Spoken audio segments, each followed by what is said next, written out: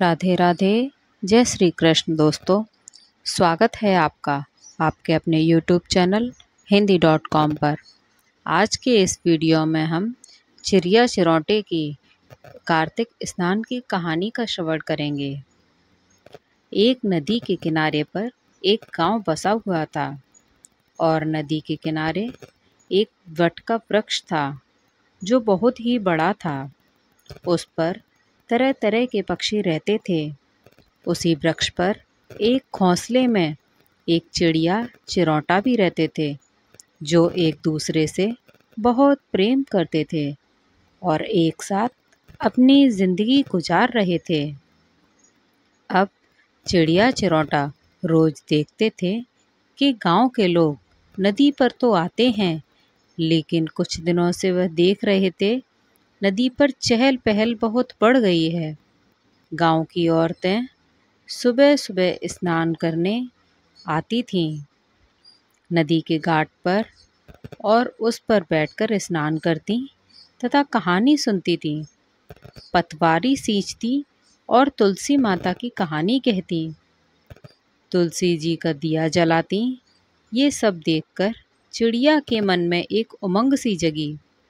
वह रोज उन्हें देखती और चिरौंटे से कहती कि देखो, ये औरतें पहले भी स्नान करते आती थीं, लेकिन कुछ दिनों से मैं देख रही हूँ कोई पर्व या त्योहार है, सब लोग इतनी शिद्दत से स्नान करती हैं, फिर पूजा करती हैं, कहानी कहती हैं।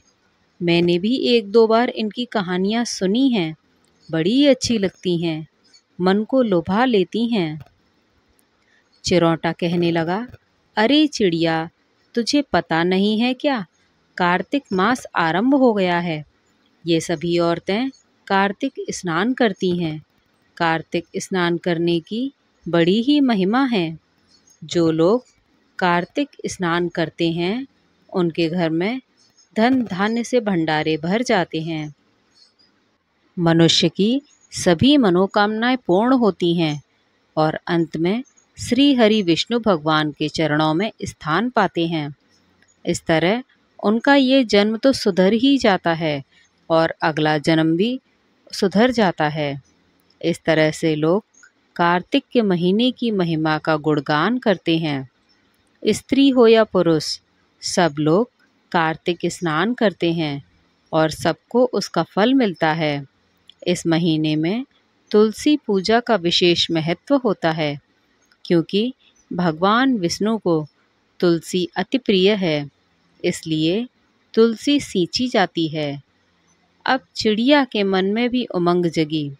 वो सोचने लगी, इस कार्तिक स्नान की इतनी महिमा है तो क्यों ना हम भी कार्तिक स्नान करें।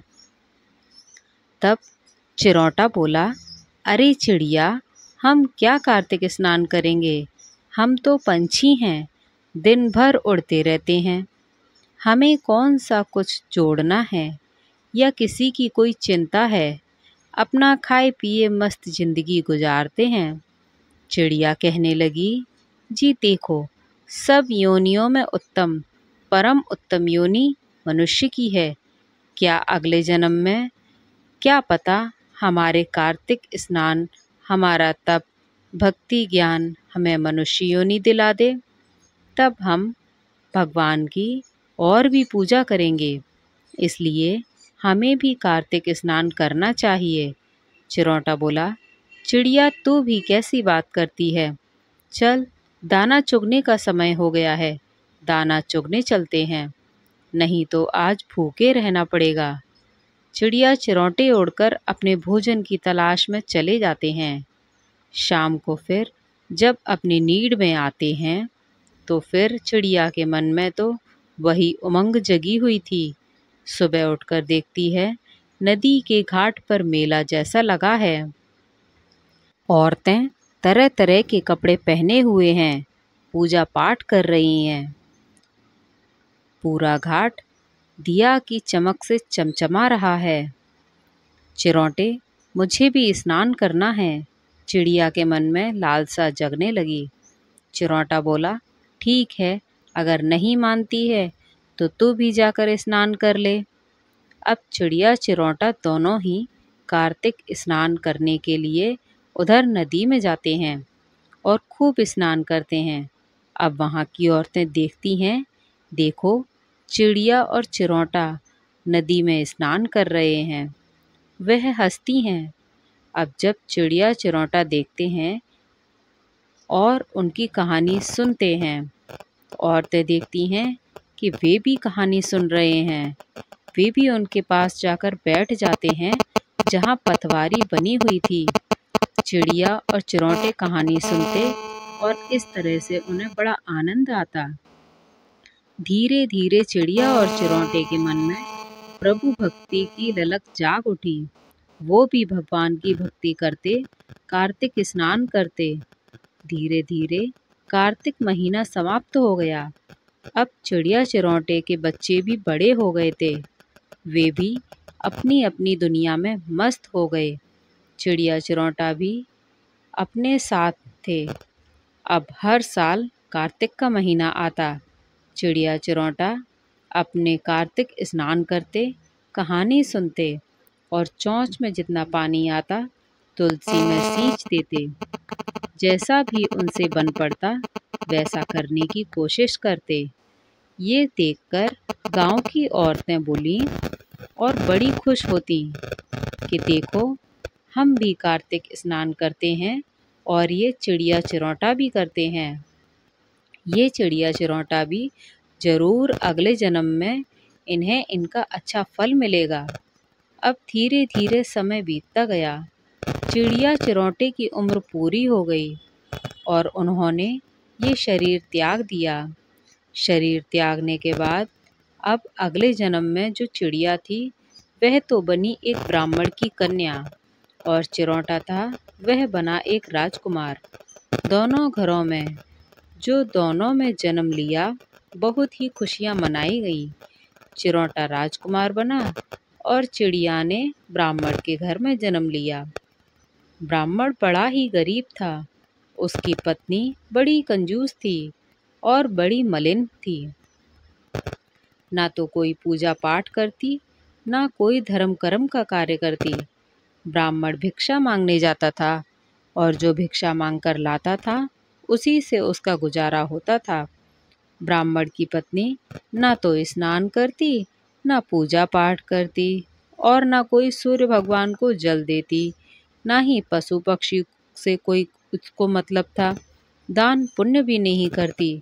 वो तो सुबह देखती भोजन बन गया तो खाने बैठ जाती। धीरे धीरे अब वह कन्या बड़ी होने लगी। पूर्व जन्म के कर्म के कारण वो चिड़िया थी, उसे उन भक्ति में थी। भगवान विष्णु की कार्तिक स्नान का उस पर प्रभाव था, तो वो कन्या अब धीरे धीरे फिर से तुलसी जी में जल सींचने लगी। अब जब वह 5-7 साल की हो गई तो उसकी माँ कहती है, अरे ये क्या कर रही है? तो वो अपनी माँ से कहती है, माँ तुलसी जी में जल सींचो। लेकिन उसकी माँ पर कोई असर नहीं पड़ता था। ब्राह्मण भी कभी कभी भिक्षा मिल जाती तो ठीक था, नहीं मिलती तो एक समय खाकर सो जाते थे। इसलिए उसके घर में दरिद्रता का वास था। अब धीरे धीरे समय बीता और कन्या 12 वर्ष की हो गई। अब वह समझने लगी। वह देखती उसकी माँ कितनी मलिन है। वह अपनी माँ को बहुत समझाती, लेकिन उसकी माँ सुनती ही नहीं थी। जो लड़की थी जिसका नाम उसके पिता ने बड़े प्यार से सत्या रखा था, सत्या उठती और जाकर गोबर माटी लाती, घर आंगन को लीपती, सुबह उठकर झाड़ू लगाती, स्नान करती और फिर मंदिर जाती। घर में उसने तुलसी का बिड़ला लगा रखा था। अब कार्तिक का महीना आया तो वह तुलसी को सींचती। सुबह शाम दोनों समय तुलसी के नीचे घी का दीपक जलाती। कार्तिक स्नान करती। उसकी माँ को उसका पूजा पाठ करना बिल्कुल पसंद नहीं था, लेकिन उसकी माँ उसे खूब डांट फटकार लगाती, लेकिन सत्या नहीं सुनती। सत्या कार्तिक स्नान करती। इस तरह से अब उसके घर में लक्ष्मी का वास होने लगा। अब ब्राह्मण के दिन फिरने लगे। अब ब्राह्मण को रोज भिक्षा मिलती, जिससे वे सब लोग समय पर भोजन ग्रहण कर ले लेते। ब्राह्मण को समझ आने लगा, यह सब कर्म उसकी बेटी के कारण है। जब से बेटी ने जन्म लिया है और थोड़ा कुछ करने लायक हुई है, तब से ब्राह्मण के दिन फिरने लगे हैं। अब ब्राह्मण की लड़की अपनी माँ को खूब समझाती, लेकिन उसकी माँ पर फिर भी कोई असर होता ही नहीं था। उसकी कान पर जूं तक न रेंगती। ब्राह्मण की कन्या ने हार मान ली कि उसकी माँ सुधरने वाली नहीं है। उसकी माँ तो उठते ही खाने बैठ जाती है, लेकिन लड़की थी सत्य पर वह अपने नियम कर्म से रहती। भिक्षा और भोजन बनाकर जो भिक्षा में आता, उससे जो बच जाता, उससे वह कुछ दान पुण्य भी कर देती थी। जैसे घर पर कोई भिखारी आ जाता तो उसी में से उसको मुट्ठी भर अनाज दान दे देती, मुट्ठी भर अन्न दे देती, या जो खाना बचता वो दे देती। कुत्ते पशु पक्षी को भी वह डालती, गाय की रोटी भी रोज निकालती, जिससे ब्राह्मणी को बहुत गुस्सा आता। अपने घर में तो भंडार भरे हुए नहीं हैं और इसे दान पुण्य की लगी हुई है। अब धीरे धीरे समय व्यतीत होने लगा। ब्राह्मण की कन्या बहुत ही सुंदर हो गई और उसके गुण संस्कार और रूप की चर्चा चारों तरफ होने लगी। अब ब्राह्मण को अपनी पुत्री का विवाह की चिंता होने लगी। और भाई, मैं तो बहुत गरीब हूँ, निपट मूर्ख हूँ, लेकिन मेरी पुत्री विवाह योग्य हो गई है। और मेरी पुत्री इतनी सुंदर और सुशील संस्कारी है, इससे कौन विवाह करेगा। गरीब का तो कहते हैं ना, गुण भी ढक जाते हैं। लेकिन एक दिन ब्राह्मण की कन्या मंदिर जा रही थी, हाथ में जल का लोटा था। तभी उस राज्य का राजकुमार था, उसकी नज़र उस कन्या पर पड़ी। उसने कन्या पर देखते ही मोहित हो गया और अपने मित्र से कहा, जो कि सेनापति का बेटा था, उससे उस कन्या के बारे में पूरा पता लगवाया। तो सेनापति के बेटे ने बताया कि जो वह लड़की है वह बहुत ही गरीब है और ब्राह्मण की कन्या है, लेकिन उसके गुणों की चर्चा बहुत दूर दूर तक फैली हुई है। अब जो राजकुमार था वह महल में गया और चुपचाप अपने कक्ष में जाकर लेट गया। अब वह ना तो किसी से बात करता, ना ही कुछ खाता पीता था। जब यह बात राजा रानी को पता चली, क्योंकि राजकुमार भी उनका इकलौता पुत्र था, राजा रानी ने जब ये सुना तो वे दौड़े दौड़े राजकुमार के पास आ गए और कहने लगे, राजकुमार, क्या बात है? पुत्र, तुम अस्वस्थ हो क्या? हम अभी राजवैद्य को बुलवा देते हैं। राजवैद्य को बुलाया गया, लेकिन राजवैद्य की समझ में राजकुमार का कोई रोग नहीं आया। वह दिन पर दिन कमजोर होने लगा। अब राजा को बड़ी चिंता होने लगी। राजा ने मंत्री के पुत्र को बुलवाया, जो राजकुमार का मित्र था। उससे पूछा कि क्या बात है, आखिर राजकुमार को क्या हो गया है। तब मंत्री के पुत्र ने राजा को बताया, राजा साहब, राजकुमार ने जब से ब्राह्मण की लड़की को देखा है, वे उस पर मोहित हो गए हैं। वे आपसे तो कुछ नहीं कह पाते, लेकिन तभी से उनकी ये हालत हुई है। अब राजा ने ब्राह्मण को अपने राजमहल में बुलाया और कुछ सैनिक गए, जो दरबारी थे, जाकर ब्राह्मण को बुलाकर लाए। ब्राह्मण आया, हाथ जोड़ते हुए राजा से कहने लगा, महाराज, मुझसे कोई गलती हो गई है क्या? महाराज कहने लगे कि सत्या क्या तुम्हारी बेटी है? ब्राह्मण बोला, जी महाराज, सत्या मेरी बेटी है। तब बोलने, उसने क्या अपराध किया है? महाराज बोले, नहीं ब्राह्मण, हम तुम्हारी पुत्री से अपने बेटे का विवाह करना चाहते हैं। ये सुनकर तो ब्राह्मण फूला नहीं समाया। उसे तो इस बात की उम्मीद ही नहीं थी। कौन नहीं चाहेगा कि उसकी बेटी रानी महारानी बने। कौन नहीं चाहेगा ऊंचे कुल में उसकी पुत्री का विवाह हो। अब ब्राह्मण राजा की बात सुनकर कहने लगा, महाराज, मजाक तो नहीं कर रहे हो क्या? राजा कहाँ राजा भोज और कहाँ गंगू तेली? महाराज बोले, नहीं ब्राह्मण, हम आपसे सही कह रहे हैं। अपने घर जाओ, विवाह की तैयारियां करो। जब राजकुमार को यह बात पता चली तो राजकुमार बड़ा प्रसन्न हो गया, क्योंकि वह तो पिछले जन्म का चिरौंटा था। इसलिए सत्या, जो पिछले जन्म में चिड़िया थी, दोनों में एक दूसरे को देखते ही प्रेम हो गया और विवाह की तैयारियां होने लगी। समय पर राजकुमार का विवाह उस चिड़िया रूपी सत्या से हो गया, जो पूर्व जन्म में चिड़िया थी। सत्या विदा होकर महल में आ गई और सुखी जीवन जीने लगी। सत्या का नियम था, वो कार्तिक स्नान हमेशा करती थी, और जो चिरौंटा बना राजकुमार था वो भी कार्तिक स्नान किया करता था। और ये देखकर वे एक दूसरे से बड़े प्रसन्न थे। दोनों के गुण मिलते थे, दोनों ही पूजा पाठ करते थे। अब राजा रानी भी अपनी संस्कारी गुणवान बहू को देखकर बड़े प्रसन्न थे। महल में भी अब माता लक्ष्मी का वास हो गया।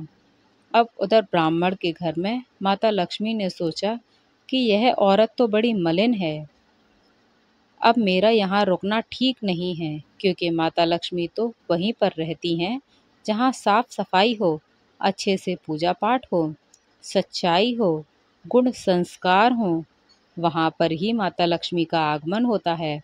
अब माता लक्ष्मी उस घर से धीरे धीरे खिसक लीं। अब ब्राह्मण के फिर पहले जैसे दिन आ गए। ब्राह्मणी तो कुछ करती धरती नहीं थी। माता लक्ष्मी का वास सत्या के कारण ब्राह्मण के घर में था। अब सत्या विदा होकर चली गई। अब ब्राह्मण की पहले जैसी हालत हो गई। ब्राह्मण अब फिर से भिक्षा मांगने लगा। मिल जाता तो खा लेता, नहीं मिलता तो भूखे ही सोना पड़ता। ब्राह्मणी पर अब ब्राह्मण और ब्राह्मणी की अब उम्र बढ़ रही थी। अब धीरे धीरे वे बूढ़े हो रहे थे। उधर सत्या अपने महल में बड़ी खुशी खुशी रहती थी। अब सत्या को 9वें महीने में एक सुंदर सा चंद्रमा के समान पुत्र की प्राप्ति हुई। महल में खुशियां आ गईं। एक दिन की बात है, ब्राह्मण की पत्नी अपनी पुत्री को लाने के लिए ब्राह्मण से कहने लगी कि सुनो जी स्वामीनाथ, आप आइए और पुत्री को विदा कराकर ले आइए। ब्राह्मण कहने लगा, अरे ब्राह्मणी, तू क्या मूर्ख है? वो मेरी बेटी महलों में सुखी रहती है, क्या वो भूखी रहेगी? क्या करेंगे हम उसको क्या खिलाएंगे? हम उसको बुलाकर, इतने गरीब हैं, तुझे तो कुछ समझ आता नहीं है। वह महलों का सुख छोड़कर उसे बुलाना चाहती है। बेटी तो आ जाएगी, हमें पता है, लेकिन हम उसके लिए कुछ नहीं कर पाएंगे। ब्राह्मणी के मन में लालच था कि जब ब्राह्मण अपनी पुत्री को लेने जाएगा तो अपने पिता की ऐसी हालत देखकर बेटी जरूर कुछ न कुछ मदद करेगी। ब्राह्मण कहने लगा, अरे निपट मूर्ख, बेटी का घर नहीं लेते। तब वह कहने जिद करने लगी, अरे तुम मेरी बेटी को लेकर आओ, उसे लिवाकर लाओ। मायके आने का भी तो बेटी का हक होता है। तब ब्राह्मण ने ब्राह्मणी की बात मान ली। अब वे अपनी बेटी को विदा कराने के लिए राजमहल में पहुंच गया। तब बेटी सत्या ने अपने पिता की हालत देखी तो उसकी आंखों में आंसू आ गए। मैले कुचैले कपड़े थे, ब्राह्मण के जगह जगह से फटे हुए थे। अब उसने अपनी दासियों से बड़े आदर सहित अपने पिता को एक सिंहासन पर बैठाया, उसके पैर धुलाए, उसे स्नान कराया, अच्छा अच्छा भोजन खिलाया और उसे नए वस्त्र पहनने को दिए। तब ब्राह्मण बोला, हे पुत्री, मैं तुझे विदा कराने के लिए आया हूँ। तेरी माता तुझसे मिलने के लिए व्याकुल है। मायके जाने की बात हर बेटी का सपना होता है। हर बेटी चाहती है कि वो अपने मायके आती जाती रहे। मायके में उसका बचपन बीतता है। मायके से उसकी यादें जुड़ी होती हैं। कहते हैं बेटी चाहे बूढ़ी हो जाए लेकिन मायके का मोह नहीं छोड़ पाती। यही अब सत्या के साथ था। वह भी अपने मायके जाना चाहती थी। चाहे उसी राज्य में उसका मायका था, लेकिन फिर भी बेटी को जब तक बुलाया नहीं जाता, बेटी मायके नहीं जाती। अब सत्या के पिताजी सत्या को लेने के लिए आए थे, तो वह अपने पिताजी के साथ जाने को तैयार हो गई। उसने अपने सास ससुर और पति से आज्ञा मांगी।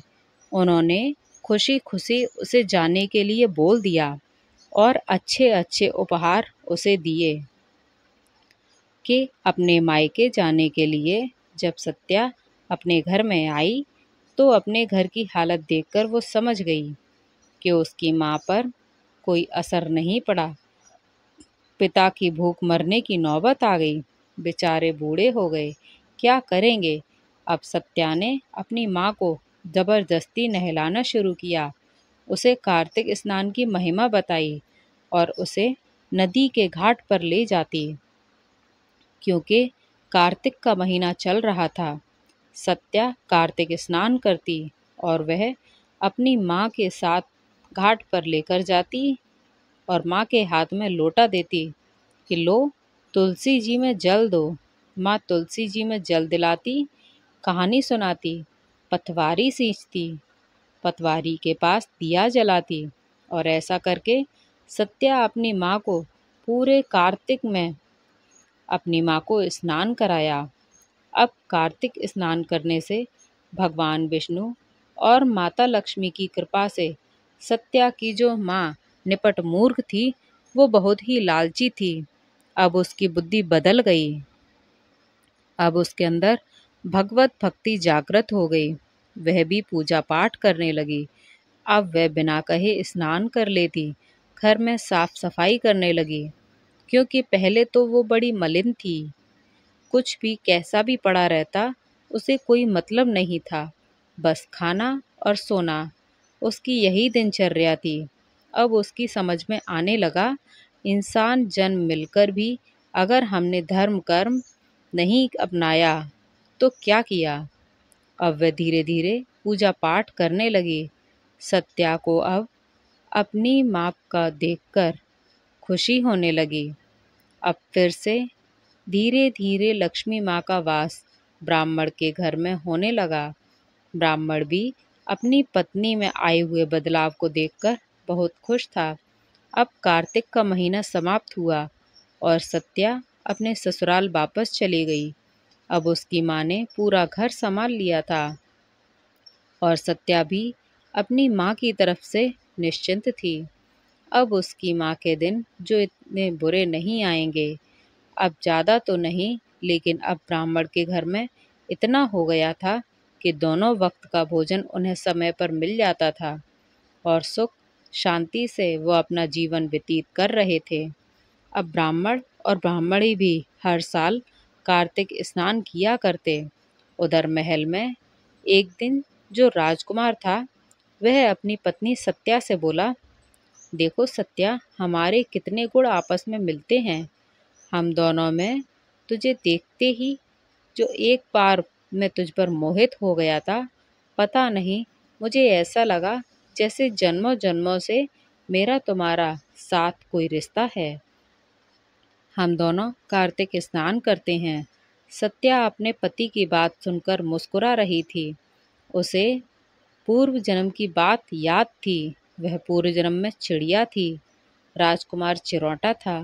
क्योंकि जब हम पूजा पाठ करते हैं तो इतना सत हमारे अंदर आ जाता है कि लोग अपने पूर्व जन्म को भी पहचान जाते हैं। अब जो सत्या कहने लगी, राजकुमार को बताऊंगी तो शायद राजकुमार ना समझें। शायद उन्हें अपना पूर्व जन्म याद ही नहीं है। तभी वह कहने लगी, देखिए राजकुमार, पहाड़ी के ऊपर एक बहुत ही बड़े साधु महात्मा तपस्या में लीन रहते हैं। चलिए हम उनके पास चलते हैं और उनसे पूछते हैं कि हमारी सुखी जिंदगी का क्या रहस्य है, क्योंकि फिर भी पति पत्नी चाहे कितनी भी राजा महाराजा हों, कोई न कोई परेशानी तो आती ही है। हम दोनों में इतना प्रेम है। राजकुमार जो था वह जानना चाहता था आखिर ऐसा कौन सा राज है, क्योंकि एक राजा की तो उस समय कई कई रानियां होती थीं, लेकिन राजकुमार ने तो सिर्फ सत्या के अलावा किसी की तरफ देखा भी नहीं था। अब उसके मन में बेचैन रहने लगी। वह जानना चाहता था कि आखिर उसने पूर्व जन्म में ऐसे कौन से कर्म किए थे जो इस जन्म में उसका फल मिला है।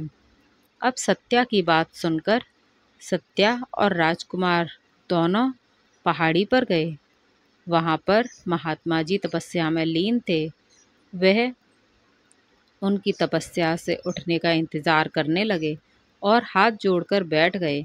जब महात्मा जी की आँख खुली तो सामने राजकुमार और उसकी पत्नी को देखा। तो राजकुमार और उसकी पत्नी को देखकर महात्मा जी बहुत ही प्रसन्न हुए, क्योंकि राजकुमार तो घमंडी होते हैं, जो महात्माओं की तपस्या भी भंग कर देते हैं। उनमें सहन शक्ति नाम की कोई चीज़ होती ही नहीं है। लेकिन राजकुमार तो बड़ा शालीन और संस्कारी था। ये देखकर महात्मा जी कहने लगे, आओ आओ चिड़िया चिरौंटे आओ। यह सुनकर चिड़िया बनी सत्या तो मुस्कुराने लगी, लेकिन जो चिरौंटा बना राजकुमार था वह थोड़ा हैरान परेशान हुआ। वो कहने लगा, महात्मा जी आपको प्रणाम है। महात्मा जी ने उन्हें आशीर्वाद दिया। फिर वो कहने लगा, महात्मा जी मैं इस राज्य का राजकुमार हूँ, फिर भी आपने मुझे और मेरी पत्नी को चिड़िया चिरौंटा कहकर क्यों संबोधित किया है। तब महात्मा जी ने उन्हें बैठने के लिए आग्रह किया और उनके आश्रम में फल देने लगे, उन्हें खाने के लिए दिए। फिर महात्मा जी ने उनका आदर सम्मान करके उन्हें विस्तार से बताया कि देखो राजकुमार, पिछले जन्म में तुम चिरौंटा थे और तुम्हारी पत्नी चिड़िया थी। तुम एक गांव में नदी के किनारे वट के वृक्ष पर रहते थे। वहां पर उस गांव की औरतें कार्तिक स्नान करती थीं, जिसे देखकर चिड़िया के मन में उमंग उठती थी। वह भी कार्तिक स्नान करेगी, लेकिन तुम इतना नहीं मानते थे। चिड़िया की जिद के आगे तुमने भी कार्तिक स्नान किया था। तुम लोगों ने चिड़िया के शरीर में पंछी के शरीर में होते हुए भी भगवान की भक्ति की थी, जिसके कारण तुम्हें उसका फल मिला। तुमने वो शरीर त्याग कर जो सत्या और उसने ब्राह्मण के घर में कन्या का जन्म लिया और तुम राजकुमार बने, और कार्तिक स्नान के प्रभाव के कारण ही तुम इस जन्म में भी पति पत्नी हो। तुमने बहुत पूजा पाठ भक्ति की है, इसलिए तुम्हारे जीवन में सुख है। चिड़िया चिरौंटे बने राजकुमार राजकुमारी ये बात सुनकर बड़े प्रसन्न हो गए। और ये राज सत्या तो जानती थी अपने पूर्व जन्म की बातें, लेकिन राजकुमार को कुछ भी याद नहीं था। अब राजकुमार ये सुनकर बड़ा प्रसन्न हुआ और उसने कार्तिक स्नान की महिमा का गुणगान किया। अब वो अपनी पत्नी के साथ कार्तिक स्नान करता, गरीबों में दान करता और समय धीरे धीरे बीतने लगा। अब राजकुमार था वो राजा बन चुका था, क्योंकि राजा रानी भी अपनी देह त्याग चुके थे और राजकुमार के दो पुत्र हो चुके थे। अब राजकुमार के आसपास के राजाओं को हराकर सब उसका बड़ा राज्य बन गया। अब वह चक्रवर्ती सम्राट बन गया और सत्या भी महारानी बन गई। उसकी प्रजा इतनी शांत थी कि अपने राजा को बहुत पसंद करती थी। उन्होंने भी कार्तिक महिमा अपने प्रजाजनों को बताई। लोग बड़े खुश होते थे, कार्तिक स्नान किया करते थे। कार्तिक स्नान की इतनी महिमा होती है कि चिड़िया चिरौंटे भी राजा रानी बने। अपने जीवन में उन्होंने समस्त सुख भोगे। दोस्तों, कार्तिक स्नान करने से गरीब के घर में अन्न धन के भंडारे भर जाते हैं, बांझन को पुत्र मिलते हैं, अंधों को आंखें मिलती हैं, कार्तिक स्नान की बड़ी महिमा है। माता लक्ष्मी और भगवान विष्णु को साक्षात जो कृपा होती है, तुलसी माता के कार्तिक महीने में बड़ा महत्व है। जो लोग तुलसी माता को जल सींचते हैं, उनकी सभी मनोकामनाएं पूरी होती हैं। राधे राधे। दोस्तों, आशा करती हूँ कि ये कथा आपको पसंद आई हो। ऐसी और कथाएं सुनने के लिए आप हमारे चैनल hindi.com को सब्सक्राइब करें और बेल आइकन दबाना ना भूलें। और वीडियो अगर पसंद आई हो तो वीडियो को लाइक करें और कमेंट में राधे राधे जय श्री कृष्ण ज़रूर लिखें। धन्यवाद।